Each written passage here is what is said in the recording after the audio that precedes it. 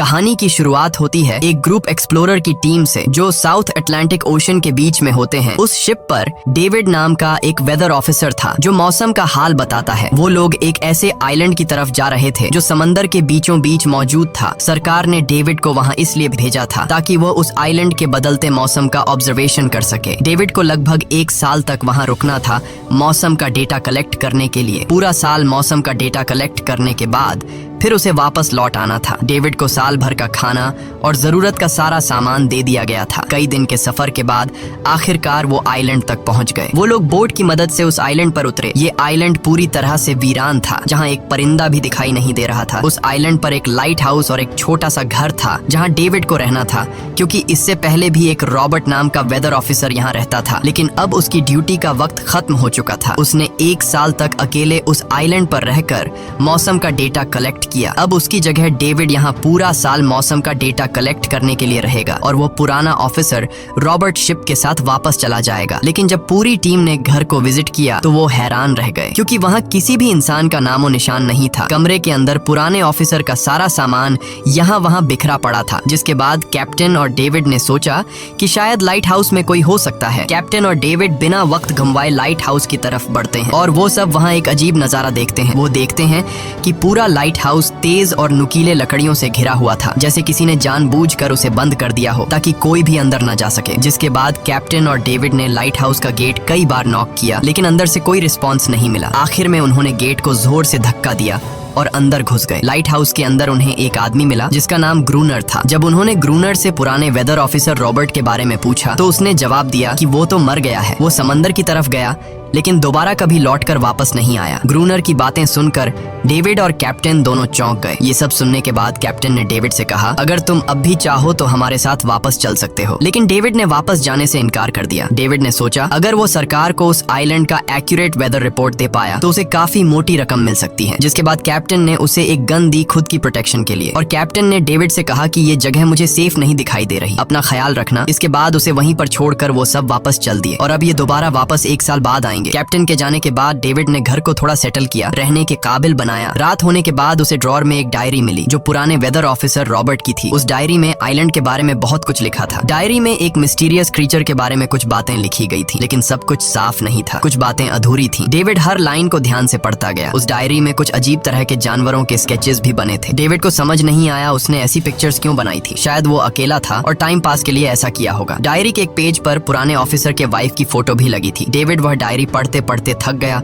और धीरे धीरे उसकी आंख लग गई। अगली सुबह डेविड ने मौसम का डेटा कलेक्ट करना शुरू कर दिया, लेकिन समंदर के पास पहुंचते ही उसके कदम रुक गए। उसने देखा कि चट्टानों के बीच कुछ पत्थर अजीब तरीके से सजाए गए हैं और उनके बीच शेल्स रखे थे अजीब से पैटर्न में। डेविड ने सोचा शायद ये सब ग्रूनर ने किया है। वो ये सोचकर दोबारा अपने काम में लग गया। काम के दौरान जब उसने दूरबीन से लाइट हाउस की तरफ देखा तो उसे ग्रूनर के साथ एक और इंसान भी दिखाई दिया, लेकिन पलक झपकते ही वो गायब हो गया। डेविड ने दोबारा उसे देखने की कोशिश की, लेकिन फिर उसे लगा कि ये उसका वहम है। रात को डेविड अपने काम में बिजी था, तभी दरवाजे पर नॉक हुआ। उसे लगा कि शायद ये ग्रूनर है। डेविड ने उसका नाम पुकारा, लेकिन कोई जवाब नहीं मिला। हाथ में लैंप लेकर जैसे ही डेविड दरवाजे की तरफ बढ़ा तो उसके कानों में कुछ अजीब सी आवाजें गूंजने लगीं जो किसी इंसान की बिल्कुल भी नहीं थी। और फिर उसने देखा गेट के नीचे से किसी अजीबोगरीब क्रीचर का हाथ अंदर आने की कोशिश कर रहा है। वो इंसान का हाथ बिल्कुल भी नहीं था। ये देखकर डेविड के पांव तले जमीन ही खिसक गई। वो तुरंत बेसमेंट की तरफ भागा और वहां जाकर छुप गया। कुछ ही देर में वो मिस्टीरियस क्रीचर घर के अंदर घुस चुकी थी। वह छुप छुप कर डेविड को ढूंढ रही थी और डेविड बेसमेंट के एक छोटे से दरार से उसे देखने लगा। डेविड की हलचल से उस क्रीचर ने डेविड को देख लिया, जिसके बाद वो क्रीचर डेविड को मारने के लिए तेजी से उसकी तरफ भागा और दरार से उसे पकड़ने की कोशिश करने लगा। तो डेविड ने खुद को बचाने के लिए फौरन चाकू उठाकर उसकी आंख में दे मारा। वो क्रीचर चीख के भाग गई, लेकिन वो कभी भी वापस आ सकती थी। और डेविड के दिमाग में ये बात कंफर्म हो गई कि जो डायरी में क्रीचर के बारे में बात लिखी थी वह सच है। डर के मारे वो पूरी रात सो न सका। अगली सुबह जब डेविड घर से बाहर गया तो उसने रेत पर कुछ पैरों के निशान देखे जो किसी इंसान के बिल्कुल भी नहीं थे। वो निशान सीधे समंदर की तरफ जाकर खत्म हो गए थे। अब डेविड को सब समझ आ गया था कि क्यों ग्रूनर ने लाइट हाउस के चारों ओर नुकीली लकड़ियां लगाई हैं। अब डेविड जान गया कि अगर मैं इस घर में रहूंगा तो वो क्रीचर मुझे कभी भी मार सकते हैं। डर के मारे डेविड लाइट हाउस की तरफ दौड़ता है और ग्रूनर को चिल्लाकर कहता है, गेट गेट खोलो, मुझे अंदर आना है। लेकिन ग्रूनर उसे अंदर नहीं आने देता और कहता है तुझे शिप के साथ लौट जाना चाहिए था। डेविड निराश होकर वापस लौटता है क्योंकि क्रोनर उसे लाइट हाउस के करीब भी नहीं देखना चाहता था। वो उसके ऊपर पानी गिराकर उसे दूर जाने को कहता है। अब उसे खुद ही कुछ करना होगा। उसने घर की हर एक विंडो को लकड़ी से बंद कर दिया, चारों तरफ नुकीली लकड़ियों से घेरा बनाया और गेट के बाहर पुराने कागज और किताबें रखी। फिर उन पर तेल छिड़क दिया ताकि अगर वो क्रीचर वापस आए तो उसे आग से डराकर भगाया जा सके। लेकिन एक बात थी जो डेविड अब तक नहीं जानता था और ये बात उसे आज रात पता चलने वाली थी। खुशकिस्मती से उसे घर के अंदर एक पुराना बॉक्स मिला। उस बॉक्स में एक गन थी और बहुत सारी बुलेट्स। ये देखकर उसे जिंदा रहने की थोड़ी सी उम्मीद मिली। जैसे जैसे सूरज ढलने लगा डेविड के दिल में डर बढ़ने लगा। कुछ ही देर में चारों तरफ रात का अंधेरा छा गया। डेविड गन हाथ में लिए घर के एक कोने में चुपचाप बैठा था। उसकी दिल की धड़कनें तेज थीं। तभी एक अजीब आवाज सुनाई दी और जब डेविड ने खिड़की से छुपकर समंदर की तरफ देखा तो जैसे उसके पैरों के नीचे से जमीन ही खिसक गई। उसने देखा कि सिर्फ एक नहीं बल्कि पानी में से कई सारी वही अजीबोगरीब क्रीचर्स उसकी तरफ बढ़ रही हैं। कुछ ही देर में वो सब इकट्ठा होकर कमरे का गेट तोड़ने की कोशिश करने लगे। डेविड ने तुरंत गोलियां चलानी शुरू की जिनमें से कुछ क्रीचर्स गिरकर मर गए। डेविड को लगा कि गोली की आवाज सुनने के बाद वो डरकर भाग जाएंगे, लेकिन अपने साथियों को मरता हुआ देखकर वो और भी ज्यादा गुस्सा हो गए। तब डेविड प्लान बी अपनाते हुए गेट के बाहर रखे कागजों और पुरानी किताबों को आग लगा देता है। आग देखकर वो क्रीचर्स डर के मारे वापस समंदर में लौट गए, लेकिन अब वही आग डेविड के घर तक पहुंच चुकी थी। घर के दरवाजे ने आग पकड़ ली और धीरे धीरे फैलने लगी क्योंकि पूरा घर लकड़ी का बना हुआ था। डेविड ने तुरंत एक चादर में खुद को लपेटकर अपनी जान बचाई और बाहर निकलकर लाइट हाउस के पास एक बड़े पत्थर के पीछे छुप गया। क्रीचर्स को शूट करते वक्त डेविड के हाथ में काफी गहरी चोट भी आई। तभी अचानक तेज बारिश शुरू हो गई। आग धीरे धीरे बुझने लगी, लेकिन पूरी रात की बारिश के बाद भी सुबह तक डेविड अपना घर नहीं बचा पाया। पूरा घर जलकर लगभग राख हो चुका था। अब अगर डेविड को जिंदा रहना है तो उसे लाइट हाउस में पनाह लेनी होगी। उसने अपनी राइफल उठाई और लाइट हाउस के पास के पत्थरों के बीच छुप गया और इंतजार करने लगा कि कब ग्रूनर पानी भरने आएगा। जब ग्रूनर पानी भरने के लिए लाइट हाउस से बाहर निकला तो डेविड उसके पीछे पीछे चल दिया। लेकिन तभी अचानक एक अजीब सा क्रीचर जो ग्रूनर के पास ही था उसने डेविड पर हमला कर दिया, लेकिन किसी तरह करके डेविड ने उसे काबू कर लिया। वह क्रीचर ग्रूनर का रक्षक था। जब वह उसे शूट करने वाला था तो ग्रूनर ने तुरंत डेविड को रोका और कहा, रुक जाओ, ये मेरा पालतू है। डेविड ने गोली नहीं चलाई और मौके का फायदा उठाते हुए उसने ग्रूनर के साथ एक शर्त रखी, अगर इस क्रीचर को जिंदा रखना है तो मुझे लाइट हाउस में रहने दिया जाए, नहीं तो मैं इसे मार दूंगा। जिसके बाद ग्रूनर ने हाँ कर दी क्योंकि डेविड के पास ढेर सारा खाना और गन पाउडर था। शाम होने से पहले दोनों बचा हुआ खाना लेकर लाइट हाउस लौट आए और वो दोनों आराम से सो गए। अगली सुबह वो क्रीचर चुपचाप डेविड का हाथ चाट रहा था। जब डेविड नींद से जागा तो उसने देखा कि इस क्रीचर के चाटने की वजह से उसका हाथ पूरी तरह से ठीक हो चुका है। ये सब देखकर डेविड हैरान हुआ। डेविड अब क्रोनर से इस क्रीचर के बारे में और जानना चाहता था और फिर ये सब दुनिया के सामने लाना चाहता था क्योंकि ये किसी जादू से कम नहीं था। डेविड ने सोचा, अगर इस क्रीचर का राज दुनिया के सामने हम लाते हैं तो डेविड और क्रोनर दोनों बहुत सारा पैसा और नाम कमा लेंगे। लेकिन क्रोनर को ये सब नहीं चाहिए था। वो इस आइलैंड से कहीं नहीं जाना चाहता था। क्रोनर का अब इस दुनिया में कोई नहीं बचा था। उसके लिए ये आइलैंड परफेक्ट था जहाँ वो अपने आप को एक किंग समझता था और अपनी मर्जी का मालिक। इसी वजह से उसने आइलैंड के कई हिस्सों में लिख दिया था, क्रोनर यहाँ का बादशाह है। लेकिन डेविड को ये समझ नहीं आ रहा था कि ये अजीब सी क्रीचर क्रोनर की फालतू कैसे बनी। तो क्रोनर ने बताया कि एक बार क्रोनर ने उसकी जान बचाई थी। वो गलती से उसके फिशिंग नेट में फंस गई थी। तब ये क्रीचर छोटी थी और उस दिन के बाद से वो क्रोनर के साथ ही रह गई। उसकी हर बात माननी शुरू कर दी। लेकिन क्रोनर एक सख्त इंसान था। वो इस क्रीचर के साथ बहुत बुरा बर्ताव करता था। क्रोनर हर दिन इस क्रीचर के साथ फिजिकल रिलेशन रखता था। क्रोनर ने बताया कि एक बार इस क्रीचर ने मुझ पर हमला भी किया था और उसके बदले में क्रोनर ने उसे ऐसी सजा दी कि उस सजा के बाद वो क्रीचर अपने आप को क्रोनर की गुलाम समझने लगी। और आप सब भी समझ गए होंगे कि हर रात वो क्रीचर समुद्र से बाहर क्यों आते हैं। वो सभी इसलिए आते हैं ताकि अपने साथी को क्रोनर से छुड़वाकर वापस ले जाए। लेकिन क्रोनर ऐसा नहीं होने देता। वो क्रीचर्स दिन के उजाले में अटैक नहीं कर सकते क्योंकि सूरज की रोशनी उनकी स्किन जला देती है। डेविड अब यहाँ और नहीं रहना चाहता था। वो किसी तरह से आइलैंड से अपनी जान छुड़ाना चाहता था। खैर, शाम होने लगी और क्रोनर ने उससे कहा, गन लेकर रेडी हो जाओ क्योंकि वो क्रीचर्स कभी भी हमला कर सकते हैं। वो लाइट हाउस की लाइट ऑन करने के लिए तैयार हो गए और कुछ ही देर में समुद्र से बड़ी संख्या में क्रीचर्स निकलकर बाहर आ गए। वो लाइट हाउस की तरफ बढ़ते जा रहे थे। क्रोनर उन पर लगातार फायर करता जा रहा था, लेकिन डेविड पूरी तरह से डर गया था। वो लाइट हाउस के अंदर की तरफ आने लगा। क्रोनर के बार बार कहने के बावजूद वो बस एक कोने में चुपचाप बैठा रहा और कुछ ही देर में डेविड बेहोश हो गया। क्रोनर पूरी रात अकेला इन क्रीचर्स से लड़ता रहा। अगली सुबह क्रोनर ने गुस्से में डेविड के मुंह पर पानी डालकर उसे उठाया और कहा, अगर तुम्हें जिंदा रहना है तो इनकी जान लेनी होगी, नहीं तो तुम्हें लाइट हाउस से निकाल निकाल दिया जाएगा और तुम्हें मेरी हर बात माननी होगी। रोजाना पानी भर कर लाना, लाइट हाउस के छोटे बड़े काम करना और रात को मेरे साथ गार्ड ड्यूटी भी करनी होगी। अब डेविड के पास दूसरा कोई ऑप्शन नहीं था। इसी वजह से ये सब करना उसकी मजबूरी बन गया। डेविड अब क्रोनर की हर बात मानने लगा, लेकिन एक चीज थी जो उसे बिल्कुल भी पसंद नहीं आई। वो ये थी कि हर रोज उस फीमेल क्रीचर को अलग अलग तरीकों से फिजिकली टॉर्चर करना। रात होती है, दोनों फिर से गार्ड ड्यूटी के लिए तैयार हो जाते हैं और एक बार फिर वो क्रीचर समुद्र से निकलकर बाहर आते हैं। लेकिन आज डेविड को डर नहीं लग रहा था। उसने क्रीचर पर फायरिंग शुरू की, मगर आज क्रोनर कुछ भी नहीं कर रहा था। वो डेविड को बाहर छोड़कर लाइट हाउस का गेट बंद कर देता है और खुद चुपचाप अंदर बैठ जाता है ताकि डेविड खुद सीख सके कि इन क्रीचर से कैसे लड़ा जाता है। इसी तरह डेविड को लड़ते लड़ते वो रात कट जाती है और सुबह हो जाती है। सुबह क्रोनर ने देखा कि डेविड लाइट हाउस के गेट के बाहर खून में लथपथ बैठा था। अब उसने सीख लिया था कि इन क्रीचर्स से कैसे लड़ना है। इसी तरह समय गुजरता गया, रातों को इन क्रीचर्स से लड़ते हुए और दिन भर क्रोनर के लाइट हाउस के काम संभालते हुए। ये आइलैंड अब उसके लिए एक बंद घर जैसा हो गया था। वो हर वक्त सोचता रहता था कि कब ये जगह छोड़कर आजादी की सांस लेगा। समय के साथ साथ डेविड का उस फीमेल क्रीचर के साथ एक अजीब सी दोस्ती बन गई थी। डेविड को उसके लिए अब बुरा लगने लगा था। अब उसे समझ आया कि अपने लोगों को छोड़कर अकेला रहना कितना मुश्किल होता है। शायद वो क्रीचर भी कुछ ऐसा ही महसूस करती थी। डेविड ने उस क्रीचर को एक नाम भी दिया, अनारियस। इसी तरह से दिन गुजरते गए और फिर एक दिन उन्होंने देखा कि इन क्रीचर्स के अटैक्स धीरे धीरे कम हो रहे हैं। डेविड सोचता है शायद सर्दियों में वो कहीं और चले जाते हैं या फिर शायद उन्हें समझ आ गया था कि इन दोनों से लड़कर कुछ हासिल नहीं होगा। लेकिन क्रोनर ने उससे कहा कि ऐसा बिल्कुल नहीं है, वो फिर से अटैक करेंगे। अब वो अपनी संख्या बढ़ा रहे हैं। कुछ और दिन ऐसे ही गुजर गए। एक रात डिनर के बाद क्रोनर और डेविड ने टाइम पास के लिए चेस खेलना शुरू किया, लेकिन यहीं पर क्रोनर से एक बड़ी गलती हो गई। वो दोनों खेल में इतने उलझ गए कि लाइट हाउस की लाइट्स ऑन करना ही भूल गए। अंधेरे का फायदा उठाकर क्रीचर्स ने उन पर अटैक कर दिया। डेविड ने देखा कि क्रीचर्स की संख्या इतनी ज्यादा थी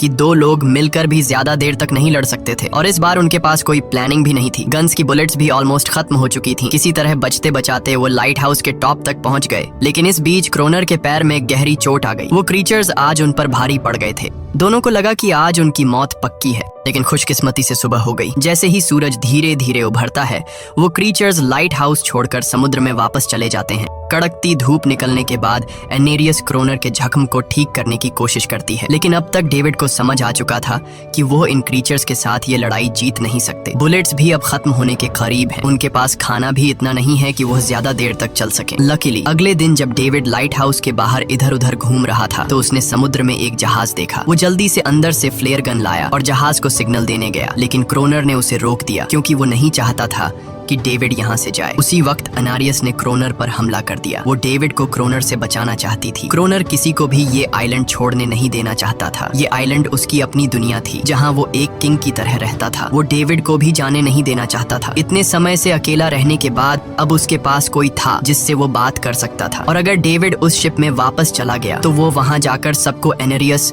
और उनके बारे में बता देगा। इसलिए अब डेविड यहाँ से नहीं जा सकता। धीरे धीरे वो शिप डेविड की आंखों के सामने समुद्र में गायब हो गई। अब उसके पास कुछ भी करने को नहीं था। कुछ और दिन ऐसे ही बीत गए। क्रोनर अब भी डेविड और अनारियस दोनों के साथ बुरा बर्ताव कर रहा था, लेकिन अनारियस को वो खास तौर पर मारता था जो डेविड को बिल्कुल पसंद नहीं था। एक दिन डेविड ने अनारियस को एक छोटी टॉय बोट गिफ्ट में दी जो उसने किसी मछली की हड्डी से बनाई थी, लेकिन जब अनारियस ने उस बोट को देखा तो वो डेविड को आइलैंड के एक ऐसे कोने में ले गई जहाँ सचमुच एक असली बोट रखी थी। जब डेविड ने इस बोट के बारे में क्रोनर से पूछा तो उसने कहा हाँ, उसे पहले से पता था कि आइलैंड के इस हिस्से में एक बोट है। क्रोनर कहता है कि कुछ लोग इस आइलैंड तक बोट के जरिए अपनी जान बचाने आए थे, लेकिन सुबह होने से पहले उनमें से कोई भी जिंदा नहीं बचा। सबको इन क्रीचर्स ने मार दिया। वो सब शिप में गोला बारूद ले जा रहे थे, लेकिन समुद्र में आए तूफान की वजह से उनका शिप इसी आइलैंड के पास डूब गया। ये सब सुनते ही डेविड के दिमाग में एक आइडिया आया। उनके पास एक डाइविंग सूट जैसा कुछ था। डेविड ने कहा कि अगर हम दोनों में से कोई उस सूट को पहनकर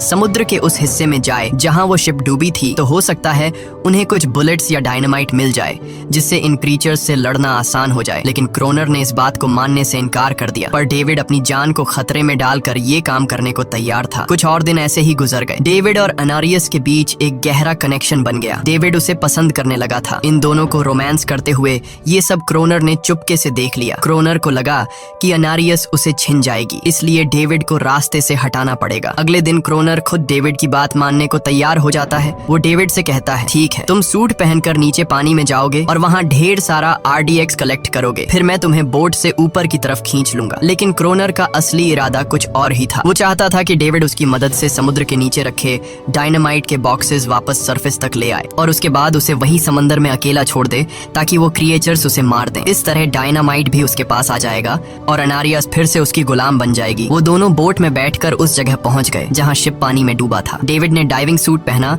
और समंदर के नीचे उतर गया। नीचे जाने के बाद डेविड ने देखा कि शिप पूरी तरह तबाह हो चुकी है, लेकिन उसकी किस्मत अच्छी थी कि उसे कुछ डायनामाइट के बॉक्स मिल गए। लेकिन तभी अचानक कुछ क्रिएचर उसके सामने आ गए। क्रिएचर्स को देखते ही डेविड घबरा गया और नीचे गिर पड़ा। वो डाइविंग सूट इतना भारी था कि वह हिल भी नहीं पा रहा था और डेविड क्रोनर को ऊपर सिग्नल भी नहीं भेज पाया। क्रोनर को लगा कि शायद वह क्रिएचर्स डेविड को मार चुके हैं, लेकिन असल में वो तो सिर्फ 2 छोटे बच्चे थे। डेविड ने जैसे तैसे करके अपना डाइविंग सूट वहीं छोड़ दिया और ऊपर सतह तक खुद को पहुंचाया। उन्हें वहाँ कुछ पुराने बॉक्स मिले जिनमें डायनामाइट था। इसके बाद यह दोनों काम पर लग गए। उन्होंने लाइट हाउस के आसपास 2 लेयर्स में डायनामाइट बिछा दिया ताकि जब अगला हमला हो तो वे मॉन्स्टर्स को एक ही बार में खत्म कर सकें। कुछ महीने बीत गए और बर्फबारी का मौसम आया, लेकिन एक बार फिर वो क्रिएचर्स गायब हो गए। अचानक से अटैक बंद हो चुके थे, जैसे क्रिएचर्स को खबर मिल गई हो कि उनके लिए जाल बिछाया गया है, इसीलिए अब वो अटैक नहीं कर रहे थे। क्रोनर को लगा कि शायद अनारियस ने उन क्रिएचर्स को खबरदार कर दिया है, जिसकी वजह से वो अनारियस पर जुल्म करने लगा, लेकिन डेविड ने उसे रोक लिया। आखिर में दोनों ने मिलकर एक नया प्लान बनाया, लाइट हाउस का मेन गेट खुला छोड़ने का, ताकि जैसे ही वो क्रिएचर्स पास आए डायनामाइट से उन सबको उड़ा दिया जाए। डेविड ने चालाकी से काम लेते हुए अनारियस को लाइट हाउस के टॉप पर चीखने को कहा। एनरिस की आवाज सुनते ही सभी क्रिएचर्स गुस्से से भड़क उठे। क्रिएचर्स ने जब देखा कि लाइट हाउस का मेन गेट खुला हुआ है तो उन्हें लगा कि यह अच्छा मौका है अनारियस को छुड़ाने का, लेकिन असल में यह उनके लिए एक चाल थी। कुछ ही देर में वह क्रिएचर समंदर से बाहर निकलने लगे। वे सीधे मेन गेट की तरफ बढ़े और अंदर घुसते ही डेविड पर हमला कर दिया। डेविड भी हिम्मत दिखाता है और क्रिएचर से जान छुड़ा लेता है। जैसे ही वे सभी क्रिएचर लाइट हाउस के पास पहुंच जाते हैं तो क्रोनर डायनामाइट का लीवर दबा देता है, लेकिन ब्लास्ट नहीं होता। असल में डेविड ने उसका कनेक्शन खोल दिया था और क्रोनर उसे दोबारा लगाना भूल गया था। डेविड तुरंत ऊपर भागता है और डायनामाइट का वायर जोड़ना शुरू करता है। तब तक वो क्रिएचर्स लाइट हाउस पर चढ़ने की कोशिश कर रहे होते हैं, जिन्हें सिर्फ अकेला क्रोनर रोकता है। जैसे ही कनेक्शन पूरा होता है डेविड पहला लेयर उड़ा देता है, जिससे कई क्रिएचर्स ब्लास्ट में खत्म हो जाते हैं, लेकिन अभी भी काफी मॉन्स्टर्स लाइट हाउस पर हमला करने के लिए तैयार होते हैं। इस वजह से क्रोनर दूसरा लेयर भी ब्लास्ट कर देता है। दोनों उस जोरदार धमाके में बेहोश हो जाते हैं। अगली सुबह जब दोनों होश में आए तो उन्होंने देखा कि एनरियस वहाँ नहीं थी। ब्लास्ट में चारों तरफ मरे हुए क्रिएचर्स पड़े थे। क्रोनर उन सबको मार रहा था जो जख्मी हालत में जिंदा बचे थे। तभी डेविड की नजर उनमें से एक के गले में लटके एक नेकलेस पर पड़ी। उस क्रिएचर को तड़पता हुआ देखकर डेविड को उस पर तरस आ जाता है और उसे अपनी गलती का एहसास हो जाता है। जिन क्रिएचर्स को वह अब तक खूंखार समझते आए थे वो भी इंसानों की तरह थे, सिर्फ बोल नहीं सकते थे। लेकिन क्रोनर के लिए यह सब बेकार बातें थीं। उस दिन के बाद वह क्रिएचर्स फिर कभी अटैक नहीं कर पाए, लेकिन हर दिन समंदर के किनारे से रोने की आवाजें आती थीं। डेविड को अब तक नहीं पता था कि उन्होंने कितना बड़ा नुकसान कर दिया था, कितनी फैमिली टूट गई, कितने बच्चों ने अपने लोग खो दिए, सिर्फ एक गलतफहमी की वजह से। अगले दिन डेविड ने समंदर में उन क्रिएचर्स के कुछ छोटे छोटे बच्चों को देखा, वो सब जिन्होंने अपने परिवार खो दिए थे। डेविड ने पत्थरों का एक गोल सर्कल बनाया और उसके बीच में वह छोटी टॉय बोट रख दी ताकि एनरिस उसे देखकर वापस लौट आए। डेविड ने कई घंटे इंतजार किया, लेकिन एनरिस कभी वापस नहीं आई। सुबह नींद से जागने के बाद डेविड ने देखा कि क्रोनर सो रहा है। क्रोनर के पास कुछ पुरानी चीजें रखी थी, उनमें एक पुरानी तस्वीर भी थी, और जैसे ही डेविड ने उस तस्वीर को देखा वह हैरान रह गया। वह लड़की जिसका फोटो उसने पहले दिन पुराने ऑफिसर रॉबर्ट की डायरी में देखा था, वह कोई और नहीं बल्कि क्रोनर की पत्नी थी, और फोटो में क्रोनर उसके साथ खड़ा था। असल में 1 साल पहले आए वेदर ऑफिसर रॉबर्ट मरा नहीं, बल्कि उसने अपनी पहचान बदल दी थी, यानी क्रोनर ही वेदर ऑफिसर रॉबर्ट है, बस उसने अपना नाम बदल लिया था क्योंकि अब वह कभी इस आइलैंड को छोड़ना नहीं चाहता था। ये सब देखकर डेविड ने भी यह उम्मीद छोड़ दी कि वह कभी इस आइलैंड से जा पाएगा। अगले दिन शाम को जब डेविड समंदर के किनारे गया, उसने देखा कि उस सर्कल में रखी छोटी बोट अब वहाँ नहीं थी, लेकिन उसी जगह पर उसने एक क्रीचर का छोटा सा बच्चा देखा जिसके हाथों में वह बोट थी। डेविड ने अपने हाथ में जलती हुई लकड़ी को उस सर्कल के बीच में फेंक दिया ताकि वह दिखा सके कि उसका इरादा लड़ने का नहीं है और उसे किसी को खतरा महसूस न हो। वह उनके साथ दोस्ती करना चाहता था। कुछ ही देर बाद समंदर की लहरों से एनारिस निकलती है और उसके पीछे पूरा क्रीचर्स का ग्रुप भी समंदर से बाहर आता है, लेकिन इस बार कोई भी डेविड पर अटैक नहीं करता क्योंकि वे भी अब शांति शांति चाहते हैं। उनका इरादा सिर्फ एक सुरक्षित जगह पाने का था अपने बच्चों के लिए। लेकिन तभी वहाँ क्रोनर हाथ में बंदूक लिए पहुंच जाता है। क्रोनर को लगता है कि अगर शांति हो गई तो उसे सबसे ऊपर होने का एहसास कैसे होगा। डेविड उसे समझाने की कोशिश करता है कि ये क्रीचर्स लड़ना नहीं चाहते, ये शांति चाहते हैं। लेकिन ग्रोनर किसी की नहीं सुनता। वो एनेरियस से चिल्लाकर कहता है अंदर चली जाओ। लेकिन ये पहली बार था कि एनेरियस ने उसकी बात नहीं मानी, क्योंकि अब वह उसकी नौकरानी नहीं थी। यह देखकर क्रोनर को लगता है कि अब इस आइलैंड पर उसकी बादशाहत नहीं रही। क्रोनर खुद को अंदर से कमजोर महसूस करने लगता है, क्योंकि अब कोई भी उसका हुक्म नहीं मान रहा था। गुस्से में उसने लाइट हाउस की तरफ कदम बढ़ाए। डेविड को लगा शायद क्रोनर को अब समझ आ गया होगा कि हर एक जानवर आजादी चाहता है, कोई भी किसी का गुलाम बनकर नहीं जीना चाहता। लेकिन क्रोनर के सर से बादशाहत का भूत कहाँ उतरने वाला था। जैसे ही वह लाइट हाउस पहुंचा, उसने सिग्नल गन से एक फ्लेयर छोड़ी जो सीधा जाकर एक क्रीचर के बच्चे से टकरा गई। उस बच्चे की तुरंत मौत हो गई। सभी क्रीचर्स डर के मारे भाग गए और एनेरियस ने भी डेविड पर अपना पूरा भरोसा खो दिया। गुस्से से पागल डेविड तुरंत लाइट हाउस की तरफ भागता है क्रोनर को सबक सिखाने। डेविड उससे लड़ने लगता है, क्यों किया तूने ये सब? ये लोग तो बस शांति चाहते थे। लेकिन क्रोनर इतना हिंसक हो चुका था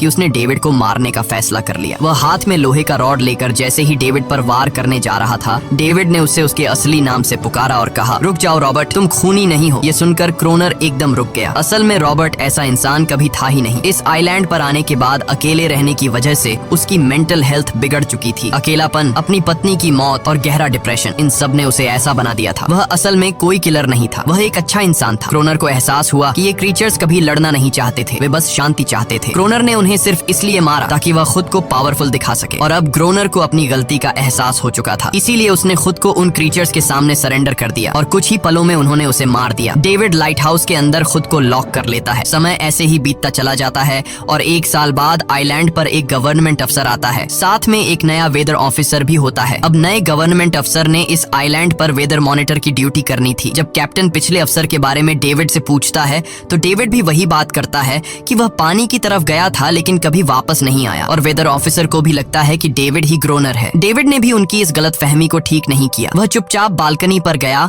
और खड़ा हो गया बिना कुछ कहे, क्योंकि अब वह भी इस आइलैंड को छोड़ना नहीं चाहता था, बिल्कुल क्रोनर की तरह। इसी दौरान एनेरिस भी अपने परिवार के साथ खुश थी। अब उन्हें किसी क्रोनर जैसे आदमी का डर नहीं था। अब वे आइलैंड पर भी और समंदर में भी आजादी से जी सकते थे। इसी के साथ कहानी खत्म हो जाती है। अगर वीडियो आपको अच्छी लगी हो तो हमारे चैनल को जरूर सब्सक्राइब कीजिए।